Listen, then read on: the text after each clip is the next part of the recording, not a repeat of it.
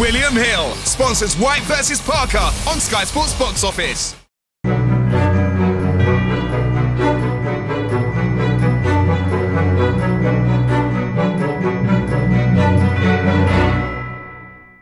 Danny flexing for SecondsOut Sportsbet TV here with Nick Webb and his trainer, Johnny Edwards. We're a couple of days away now from the big fight with Dave Allen, British title eliminator. Just tell us first of all, how much notice did you get for the fight?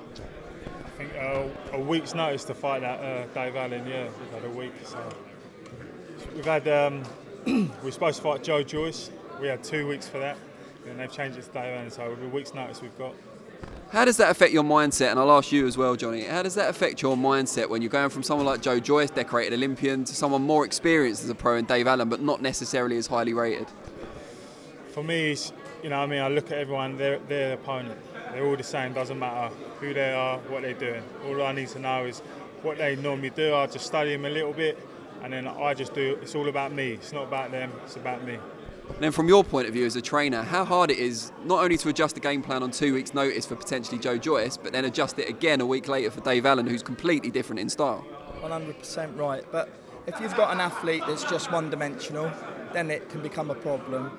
But when you've got someone like Nick Webb who's diverse, he can box, he can fight, he can go backwards, forwards, sideways, he can switch it. He can, you know, so then as a trainer, we study, we do the technical side, and it's not so bad. It's just turnovers like that because he's not a one-dimensional fighter who can only go forwards, for instance. You know, so. It's interesting that you emphasise that because Dave Allen, obviously up in the press conference just now, said the exact opposite. He claimed that Nick Webb can only fight one way. What did you make of that? Well, that's his opinion, and nobody's seen the best of Nick Webb yet. Well, that's what we want him to think. So that's great he thinks that because he's going to see something special. Is there any worry at all that it's all been a bit too friendly in the build-up to the fight? You both seem to have a lot of respect for each other. You even have a bit of a laugh together, but you're going to have to be swapping blows on Saturday night. Nah, not at all. We both know what it is when you get in the ring. You ain't friends, you're worst enemies, and I'm going to go through him. Trust me. See Scott Welch lurking in the background here. Why don't you get in with us as well, Scott? Former British heavyweight legend in his own right.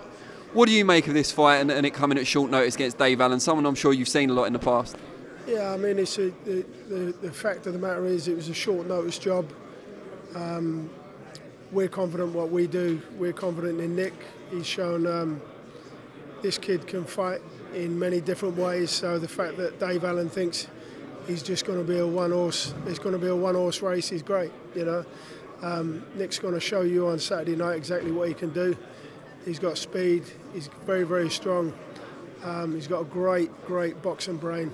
And underestimated, and they've done great work. They're sparring, they're knocking people out left, right, and centre. Believe me, so it's going to be happening.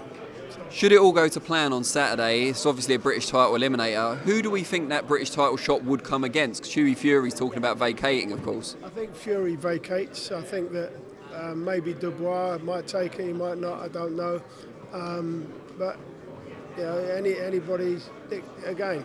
We're in the business to, number one, make money, and two, to have great fights. So, you know.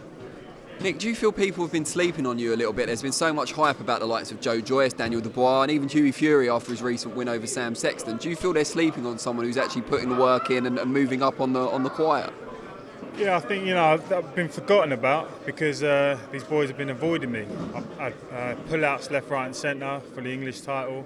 And I was ready to fight, and they pulled out against me. So that was Daniel Dubois, wasn't it? Daniel Dubois, Nathan Gorman, yeah, they pulled out, and I've been ready. Gorman fought Saltby instead of you, didn't he? That was that. Yeah, I remember that. So you couldn't get a fight for a long time. Yeah, exactly. So I had a bit of a stale year last year, getting ready for fights, and then not happening. A bit disappointing, but it is what it is, and this is boxing. Do you think, and I'll ask this to your trainer as well, do you think this has made you mentally stronger as a team, that you have been avoided, that you have been inactive at times? Yeah, we stayed strong together. We know what we're doing and we know where we're going. So it's just a matter of time. Is that a key thing for you as well, Johnny? You have to keep him motivated and on message, even though fights are falling through, people are avoiding him, purse bids are being postponed, etc. Of course, that's where I earn my corn, isn't it? Keeping him mentally, physically strong. But when them fights fall out, we just have 3 or 4 days off and we start again. So he's had, although them 3 fights fell out and it's probably 6, 7, 8 month period, he didn't stop training. So, you know, that's it. And we had great sparring for every camp, so you know, obviously that all paid dividends for a Saturday. And your gym's in Guildford, not known particularly as a boxing hotbed, certainly in the amateur game, but not so much in the pro game. Can Nick be someone who spearheads a bit of a resurgence in the professional side over there?